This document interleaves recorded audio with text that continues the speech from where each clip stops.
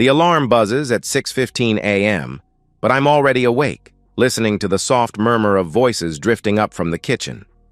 Lauren's laugh mingles with Emma's giggle, something about pancakes shaped like butterflies. Noah's deeper voice joins in, probably complaining about syrup on his school uniform again. I pad downstairs in my robe, catching sight of them through the archway. Lauren stands at the stove, her auburn hair caught in morning light streaming through our bay window.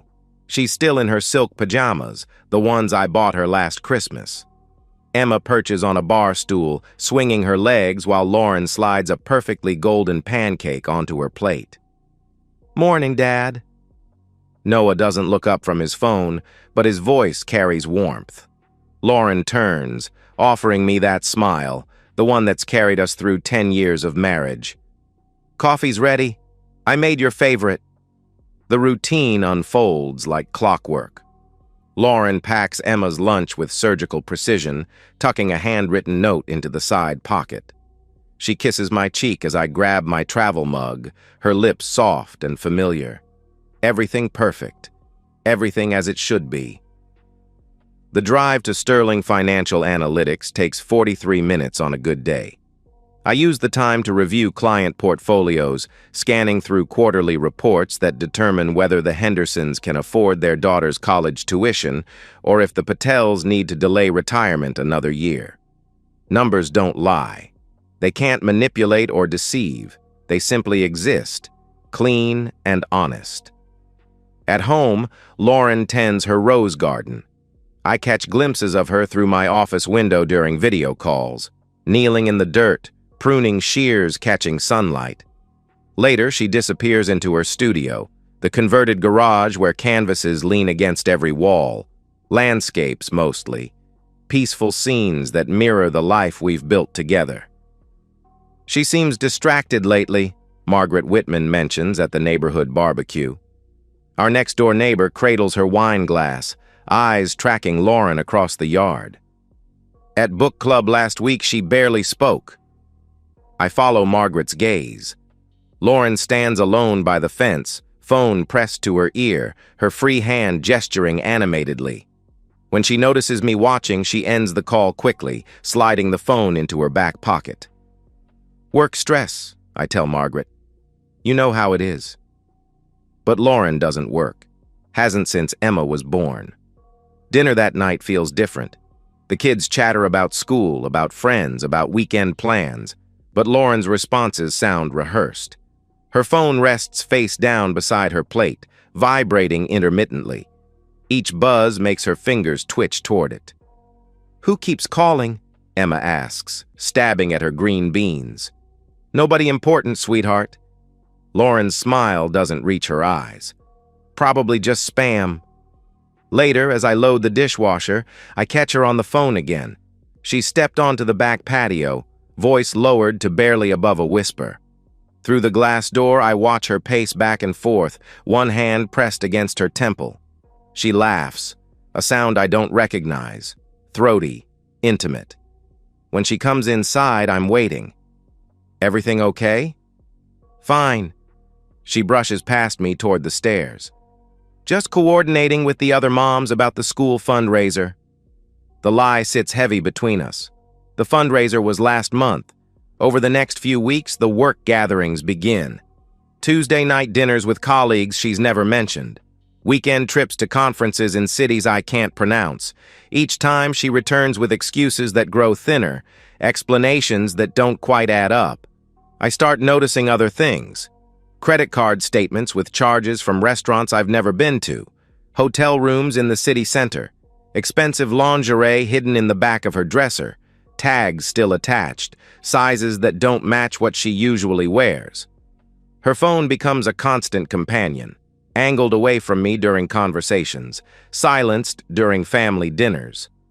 When it rings late at night, she steps into the bathroom to answer, water running to mask her voice.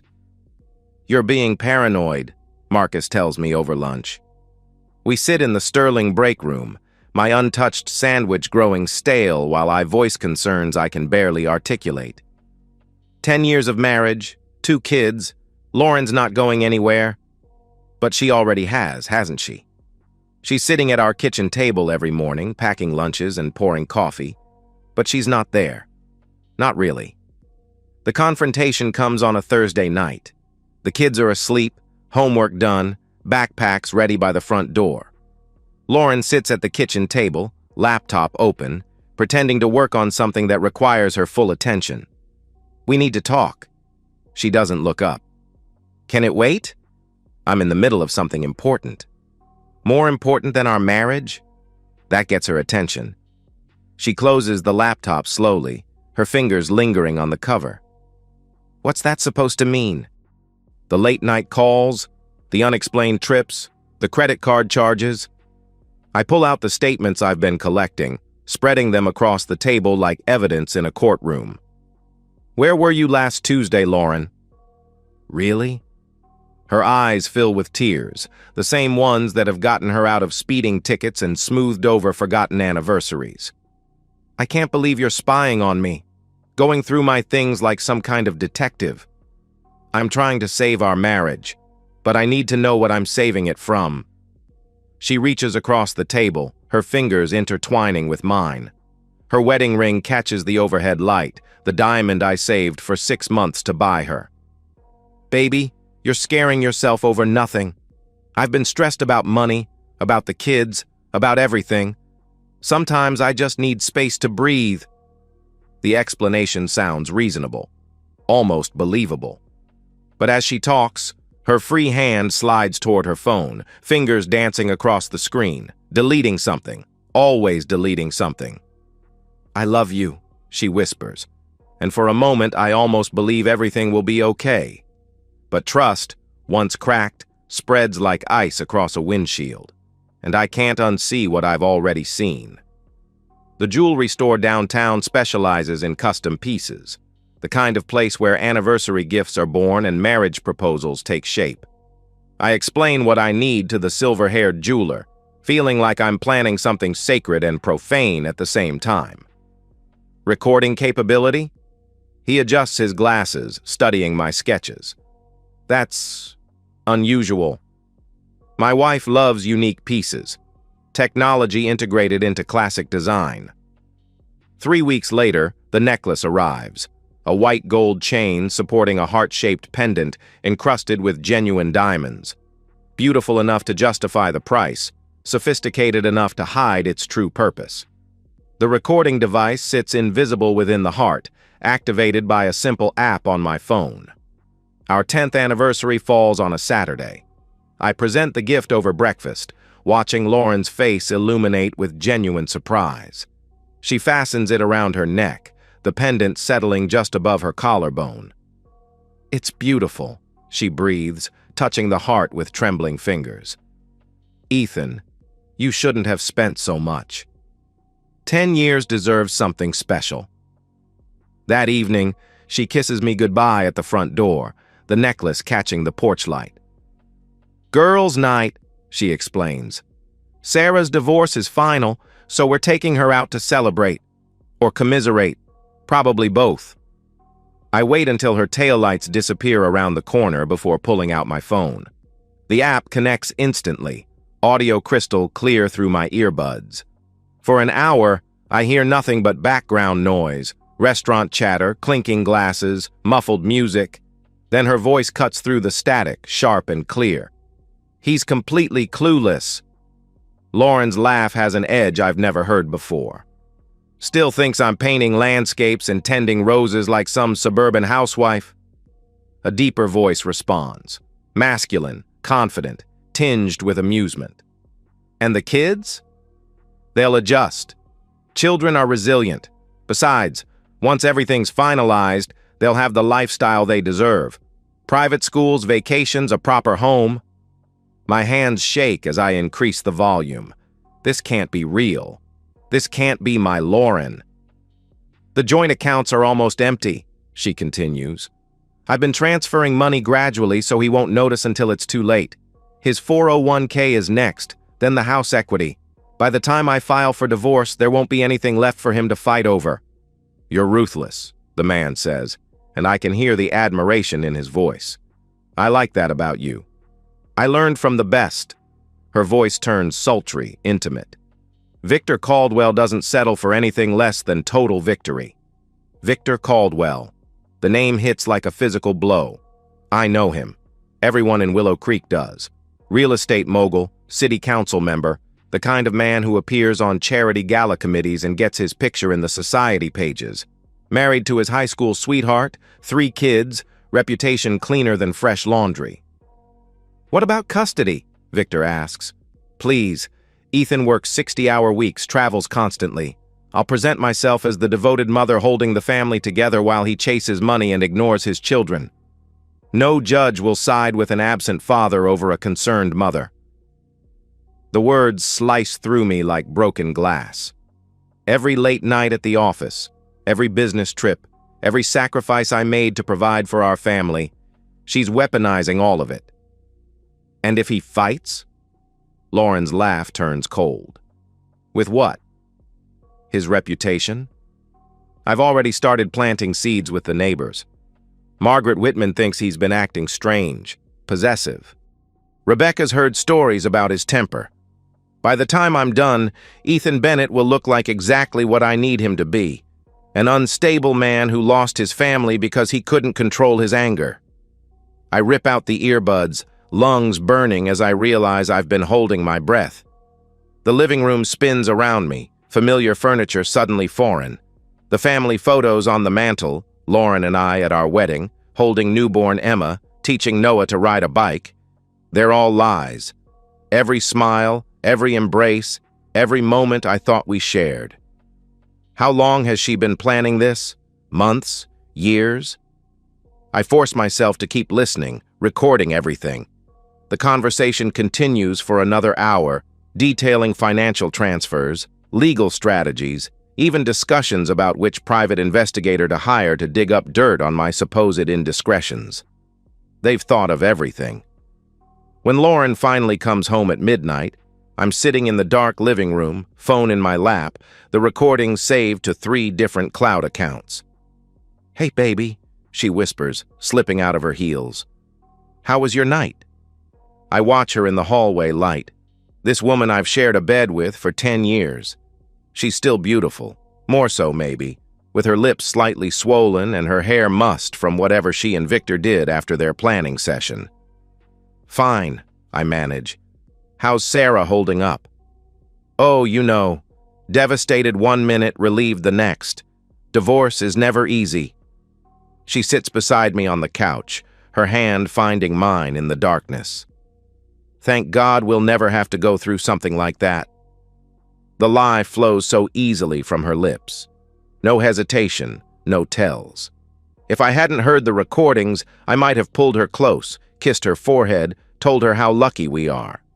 Instead, I squeeze her hand gently. Thank God, I echo. Over the next few days, I notice things I missed before. Subtle changes in our social circle. Margaret Whitman's concerned glances. Rebecca's careful questions about work stress. Even Marcus seems distant, distracted during our lunch meetings. The seeds are already planted. Lauren's been busy, but she doesn't know about the necklace. Doesn't know I've heard every word, every plan, every cruel laugh. She thinks she's won a game I didn't even know we were playing. She's wrong. Monday morning, I'm at First National before they open, waiting in my car until the security guard unlocks the doors. The branch manager, Helen Torres, knows me well enough to expedite the paperwork. Joint accounts frozen, credit cards canceled, investment accounts secured with additional authentication requirements. Is everything all right, Mr. Bennett? Helen's concern seems genuine. This is quite unusual. Just taking some precautions. I sign the last form with steady hands. Better safe than sorry. Julia Harmon's office occupies the top floor of a downtown high-rise, floor-to-ceiling windows, offering a view of the entire city. Her reputation precedes her, the divorce attorney wealthy men fear and desperate women pray for. She's expensive, but Lauren's affair with Victor has taught me the value of superior legal representation. Adultery, financial fraud, potential child endangerment. Julia reviews my evidence with the detached efficiency of a surgeon examining X-rays. The recordings are particularly damning. Your wife seems to have documented her own crimes. Can we use them in court? Absolutely. Single-party consent state and you're married to the subject. This is admissible and devastating. She leans back in her leather chair. Mr. Bennett, I've seen a lot of ugly divorces. This isn't going to be one of them. This is going to be a massacre. Rebecca calls that afternoon. Lauren's younger sister, the one who always seemed to see through her pretenses. Ethan, can we meet? There's something I need to tell you. We sit in a coffee shop on the opposite side of town, far from prying eyes and loose tongues. Rebecca's hands shake as she wraps them around her mug. I've suspected for months, she admits. The way she talks about you, about the marriage, like you're some kind of burden she's carrying. Her voice drops to a whisper. She asked me to lie for her, to say she was with me during times when she wasn't. And did you? Rebecca's eyes fill with tears. Once, last month, she said it was for a surprise party she was planning for your anniversary. The irony isn't lost on either of us. I'm so sorry, Ethan. I should have known better. But I don't feel anger toward Rebecca. She's as much a victim of Lauren's manipulation as I am. The internal struggle hits me at unexpected moments. Folding laundry, I find myself holding one of Lauren's sweaters, remembering how she looked wearing it on our first Christmas morning as a married couple. Making breakfast, I automatically start preparing her coffee the way she likes it. 2 sugars, splash of cream, before catching myself. Is this justice or revenge? Does it matter? Lauren's attempts at manipulation intensify. She starts coming home with small gifts. My favorite cookies from the bakery downtown, a book she claims reminded her of me. Her touches linger longer, her smiles seem more genuine. At night, she presses close in bed, whispering about how much she loves our life together. I've been thinking, she says one evening as we clean up after dinner. Maybe we should plan a real vacation this summer. Just the 4 of us. Remember how much fun we had in Colorado? I remember. It was 2 years ago, before Victor Caldwell entered our lives. The kids learned to ski while Lauren and I sat by the lodge fire, planning our future, talking about growing old together. That sounds nice, I tell her, because what else can I say?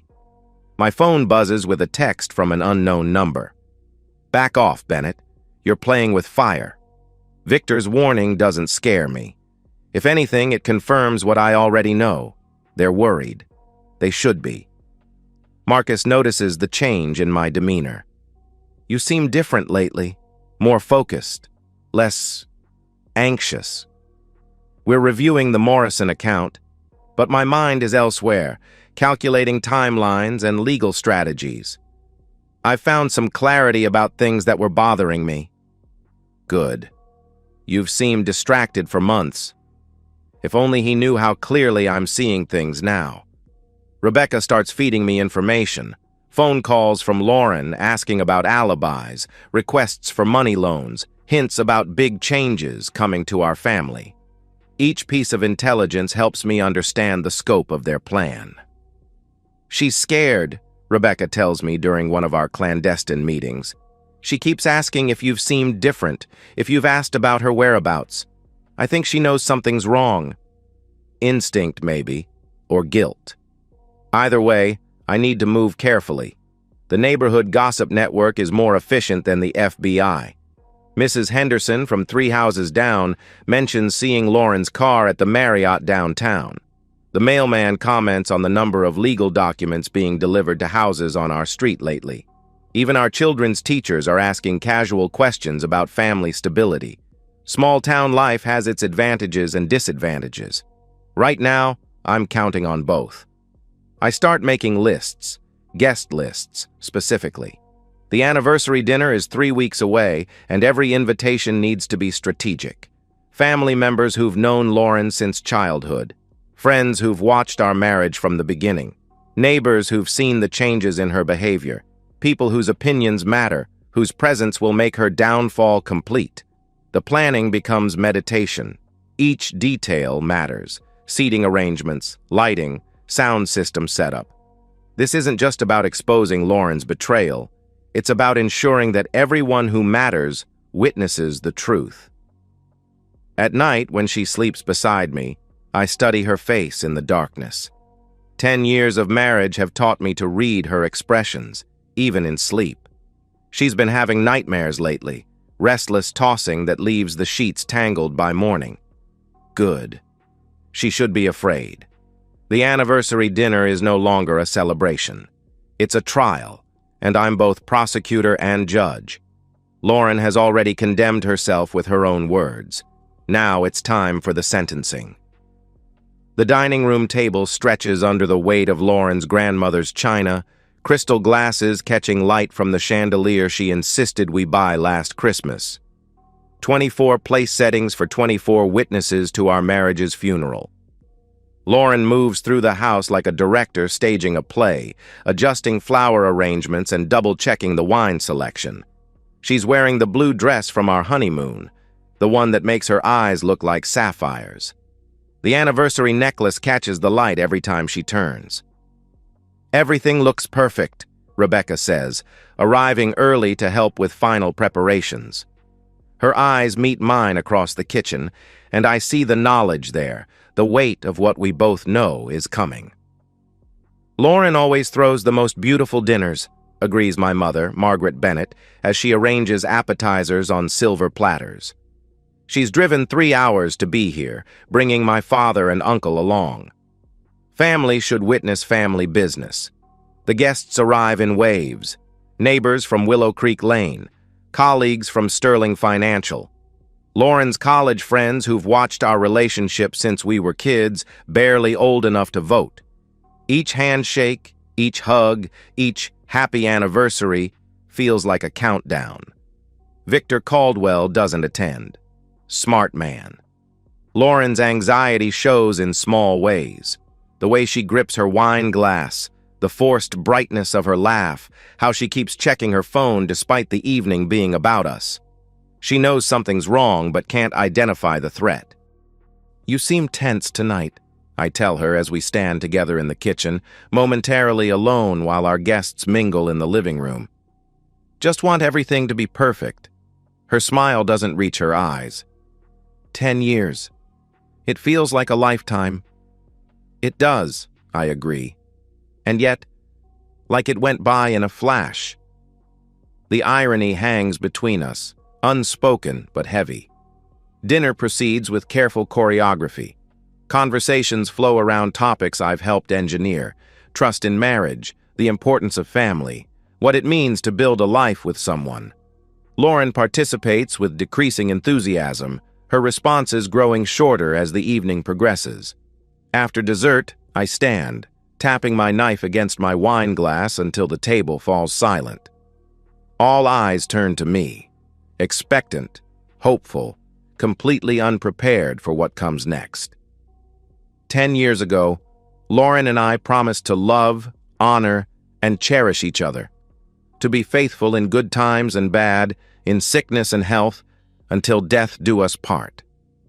I pause, letting the words settle. Tonight I want to share with you what those promises have meant to us. I move to the sound system, iPad already connected, recording cued and ready. The room falls completely silent. "This is from last week," I announce, finger hovering over the play button. "Lauren discussing our marriage with a friend." Her face goes white. The necklace rises and falls with her rapid breathing. I press play.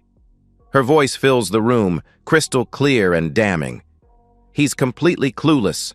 Still thinks I'm painting landscapes and tending roses like some suburban housewife." The reaction is immediate. Gasps echo around the table.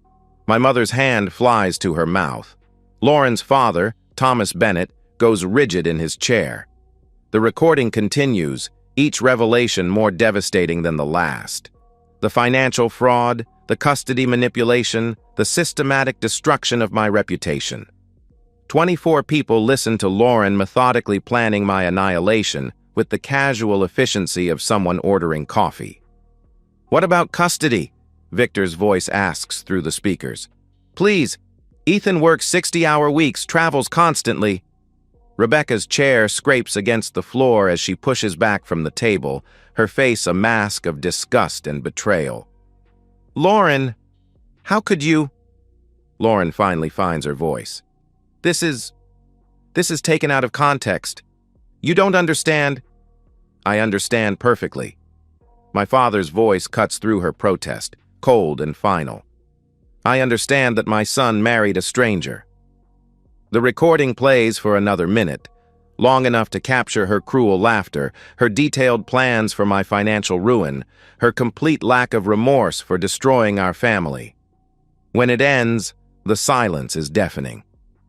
Lauren's chair topples as she stands, her napkin fluttering to the floor like a white flag of surrender. "You bastard! You recorded me without my knowledge. That's illegal." Single-party consent state, Julia had taught me well. "And you're my wife. Everything you just heard is admissible in court." The truth of her situation hits her like a physical blow. Her knees buckle, and she grabs the table edge for support. The anniversary necklace swings against her chest, the instrument of her own destruction. "This is over," she whispers, then louder, "This is all over." She runs from the room, her heels clicking frantically against the hardwood floor. The front door slams with enough force to rattle the windows. In the silence that follows, I look around the table at 23 faces reflecting various stages of shock, disgust, and pity. Not one shows sympathy for Lauren. "I'm sorry you all had to hear this," I tell them. "But I needed witnesses. Our children need to know that their father fought for them." My mother reaches across the table, her hand finding mine. "We'll support you through this, whatever you need." The others nod agreement. Thomas Bennett, Lauren's own father, looks 10 years older than he did an hour ago. "I raised her better than this," he says quietly. "I don't know where we went wrong." Monday morning, I'm at the courthouse when it opens. The divorce papers are filed by 9 a.m., along with recorded evidence, financial statements, and a motion for emergency custody. Julia moves with surgical precision, each document another nail in Lauren's legal coffin. Judge Sandra McCall reviews the evidence with the same detached professionalism she brings to every case, but I catch her flinch when Lauren's voice describes manipulating our children's loyalty. "Full custody to the plaintiff," she rules. "Supervised visitation only, pending psychological evaluation. The defendant will repay all misappropriated funds, plus interest and penalties." Lauren sits beside her court-appointed attorney, looking small and broken in a borrowed suit. The woman who planned my destruction with such confidence can barely lift her head to acknowledge the judge's ruling. Outside the courthouse, news vans wait. Word of the anniversary dinner recording has spread through Willow Creek like wildfire. Local news stations want interviews, but I walk past them without comment. This was never about public humiliation. It was about justice. The district attorney's office calls that afternoon. Financial fraud charges are being filed. The investigation into her activities with Victor Caldwell is just beginning. By evening, Victor has issued a public statement denying any romantic involvement with Lauren, claiming their relationship was purely professional and expressing concern for her apparent psychological instability. Abandoned by her lover, rejected by her family, facing criminal charges and financial ruin, Lauren's careful plans have collapsed entirely. I pick up Emma and Noah from school, their faces confused but trusting. Tonight, I'll start explaining what happened to their mother. Tomorrow, we'll begin rebuilding our lives on a foundation of honesty instead of lies. The anniversary necklace sits in my desk drawer, its recording function disabled, its purpose served. A beautiful piece of jewelry hiding an ugly truth, much like the marriage it helped destroy. Justice served with surgical precision, just like Lauren taught me to appreciate. Emma asks the hard questions with 10-year-old directness. Is Mommy coming home? We sit in the living room where the anniversary dinner took place, the dining table back to its normal size, the chairs rearranged to accommodate our smaller family. Noah, 2 years younger, stays close to my side, processing his confusion through proximity rather than words. Not the way she used to, I tell them. But she's still your mother. That doesn't change. Did she really say those things about us? Emma's voice cracks slightly. She's inherited her mother's intelligence, unfortunately paired with her mother's ability to cut straight to painful truths. She said things she shouldn't have. But people sometimes make very bad choices when they're confused or scared. It's more generous than Lauren deserves, but the children don't need to carry the full weight of their mother's betrayal. Not yet. The extended family gatherings that once included Lauren by default now happen around the careful void of her absence. Thanksgiving at my parents' house features an empty chair that nobody mentions, but everyone notices. Christmas morning is quieter, focused on the children's joy rather than adult conversations that might veer into uncomfortable territory. Lauren's parents, Thomas and Margaret Bennett, age visibly over the following months. Their daughter's public disgrace has left them isolated from their social circles, questioning every choice they made raising her. They send cards to the children but avoid family gatherings where they might have to explain her absence. Rebecca remains our strongest ally, filling some of the gaps Lauren's departure created. She helps with school pickup when I'm traveling, attends soccer games and dance recitals, provides the female perspective the children need as they navigate their new reality. She keeps calling me, Rebecca confides during one of our weekly coffee meetings. Asking about you, about the kids, wanting to know if there's any chance for reconciliation. What do you tell her? The truth. That she destroyed something that can't be fixed. Lauren's fall accelerates as the months pass. Without access to our joint accounts or Victor's financial support, she moves through a series of increasingly desperate living situations. Couch surfing with friends who grow tired of her drama. Cheap motels that rent by the week. Finally, a studio apartment in the worst part of the city, furnished with items from thrift stores and charity drives. The menial jobs follow. Waitressing at diners where nobody knows her name, retail work at stores where former neighbors might see her folding clothes or stocking shelves. Each position lasts only weeks before her past catches up, whispered conversations leading to awkward resignations. Sleep becomes her enemy. The children's therapy sessions reveal that she's been having nightmares, calling out their names in the darkness of her lonely apartment. Anxiety attacks strike without warning, leaving her gasping for breath in grocery store aisles or while walking to her car after work.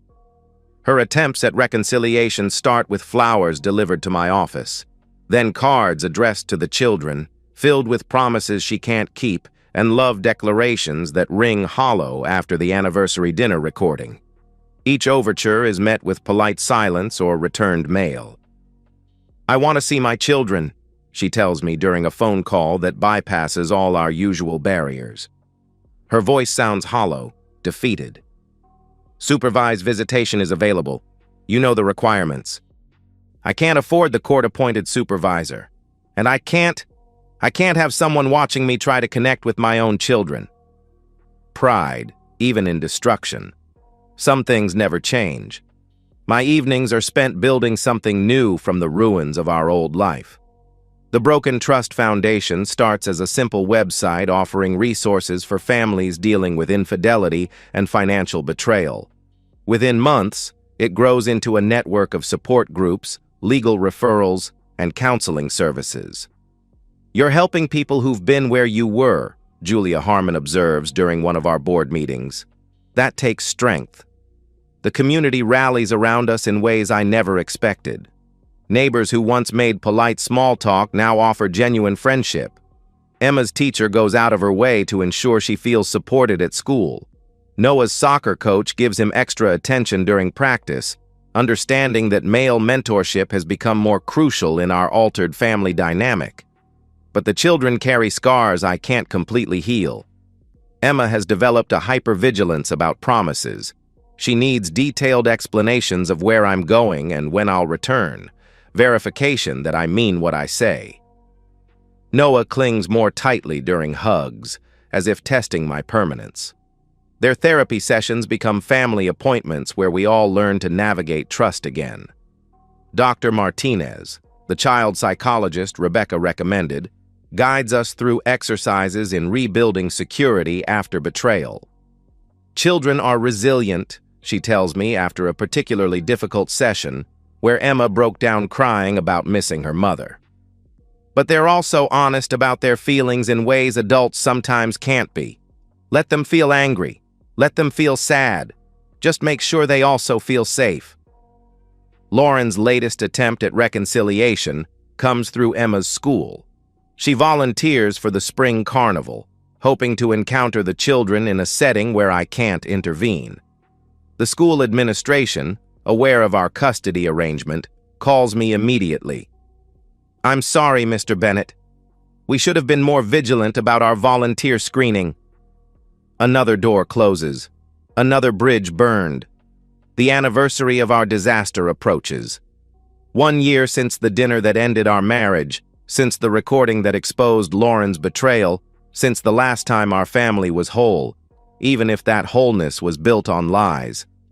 I find myself checking the court records online, following the progress of Lauren's criminal case.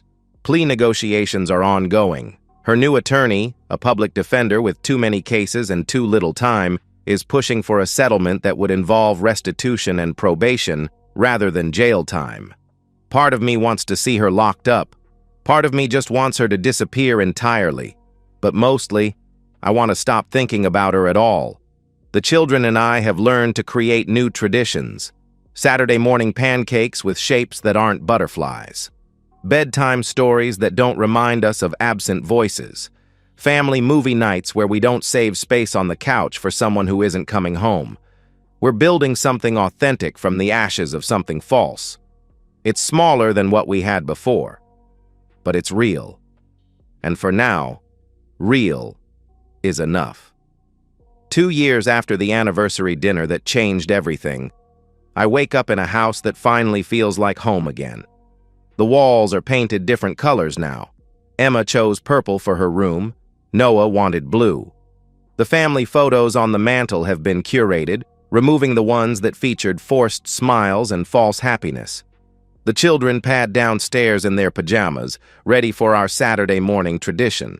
Real pancakes this time, shaped like pancakes, with syrup that Noah is finally old enough not to spill on his shirt. "Dad, can we go to the park after breakfast?"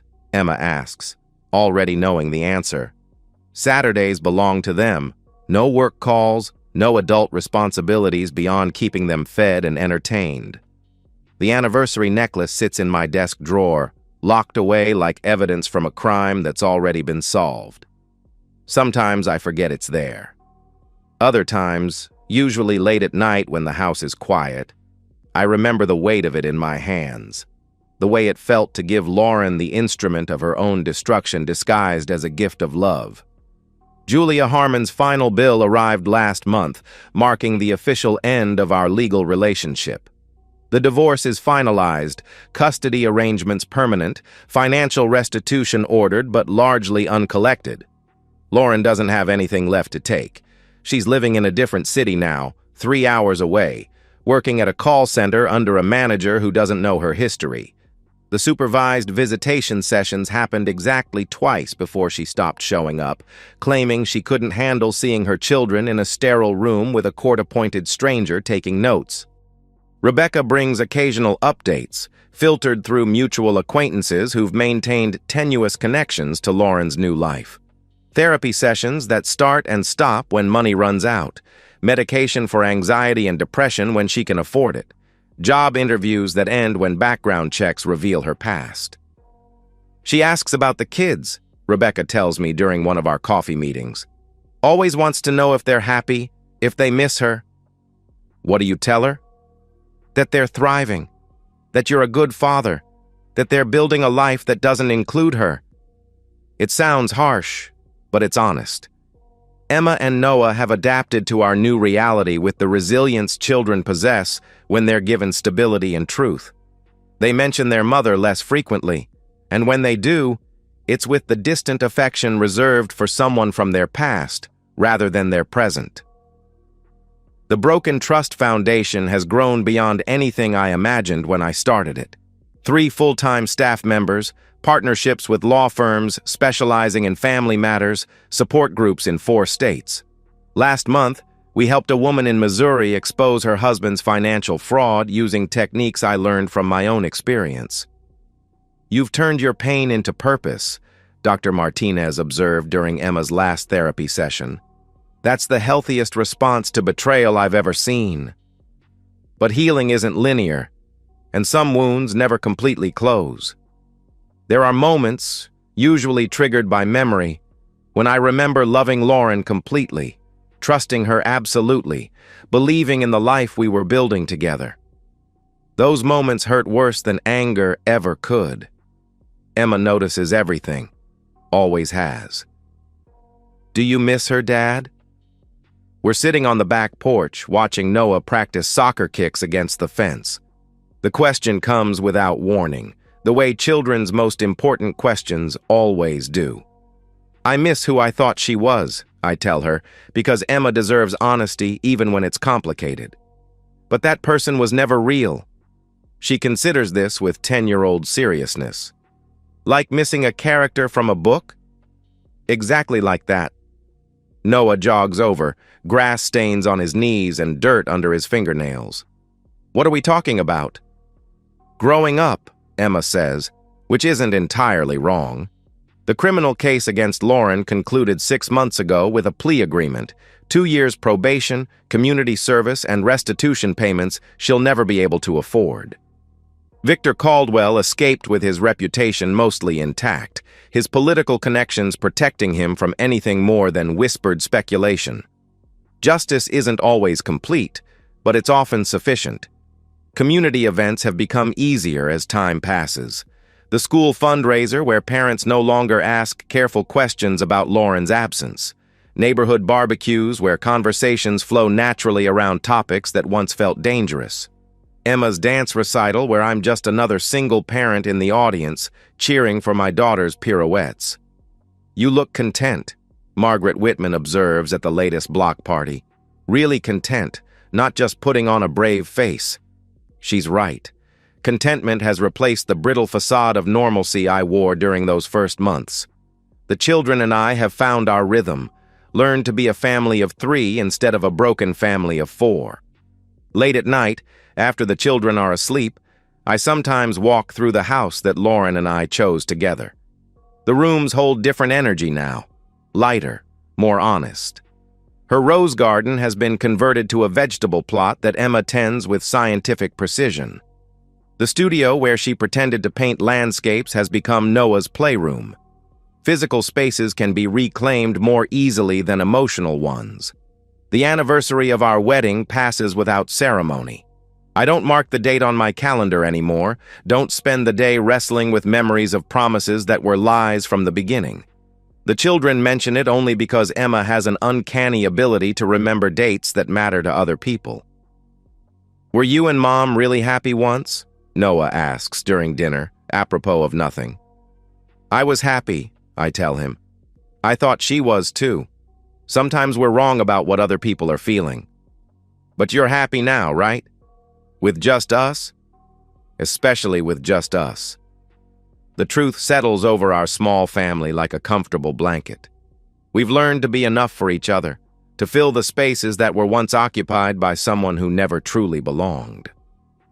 Lauren's final letter arrives on a Tuesday, addressed to me but clearly intended for the children. Rebecca brings it during one of our coffee meetings, her expression unreadable. "She wanted me to give this to you. Asked me to make sure the kids see it." The handwriting is shakier than I remember, the paper cheap drugstore stationery. Lauren's words are careful, controlled, probably drafted and redrafted before she found the courage to mail it. I know I don't deserve forgiveness, but I want Emma and Noah to know that leaving them was the hardest thing I've ever done. Not because of the court order or the custody arrangement, but because I finally understand what I destroyed. I hope someday they'll remember the good parts of having me as a mother before I became someone I don't recognize. Tell them I love them. Tell them I'm sorry. Tell them they're better off without me. I read it twice before folding it carefully and placing it in the fireplace. The children don't need to carry the weight of their mother's guilt along with everything else. The flames consume the paper quickly, leaving only ash and the memory of words that came too late to matter. Spring brings new possibilities. Emma joins the school debate team, her sharp intelligence finding outlet in structured argument. Noah discovers a talent for drawing, spending hours sketching superhero adventures where families stay together and villains are easily identified. We're planning a summer vacation, just the three of us, to somewhere Lauren has never been. Colorado again, maybe, or the beach house my parents have been offering since the divorce was finalized. Places where we can build new memories without ghosts. The anniversary necklace will stay in my desk drawer, a reminder of how thoroughly someone can know you and still choose to destroy you. But it's also proof that truth, however painful, is always stronger than lies. "Are we going to be okay?" Emma asks one evening as I tuck her into bed. It's become her nightly question, the way other children ask for one more story or 5 more minutes of light. "We already are okay," I tell her, kissing her forehead. "We're more than okay. We're honest." She smiles in the darkness, satisfied with an answer that took me months to believe myself. Down the hall, Noah is already asleep, one arm wrapped around the stuffed elephant that's traveled with him through every change in his young life. Tomorrow he'll wake up secure in the knowledge that I'll be there, that our small family is built on truth rather than convenience.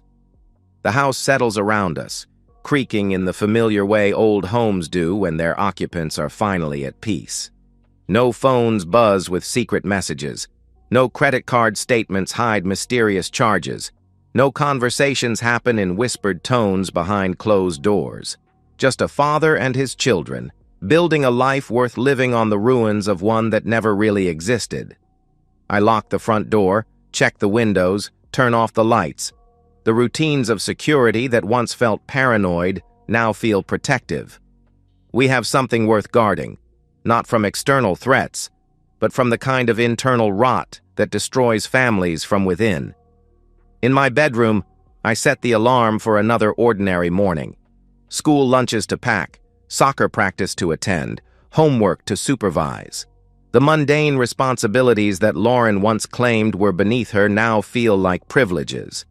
The anniversary necklace gleams in its dark drawer, a beautiful thing that served an ugly purpose. Someday I might throw it away or sell it or give it to someone who doesn't know its history. But not yet. For now, it serves as a reminder that justice, when it comes, is often quiet and complete. That patience and preparation can overcome manipulation and deceit. That sometimes the best revenge is simply living well with the people who truly matter. Lauren got exactly what she planned for, just not the way she expected. And we got exactly what we deserved. Each other and the truth and a future built on both. The game is over and we won. And that's the end of today's story. If you enjoyed it, please give this video a thumbs up and drop a comment below. Your support helps the algorithm push my content further. If you're new to the channel, don't forget to hit that subscribe button. It really helps me keep creating more stories for you. Thanks for watching, and I'll see you in the next one.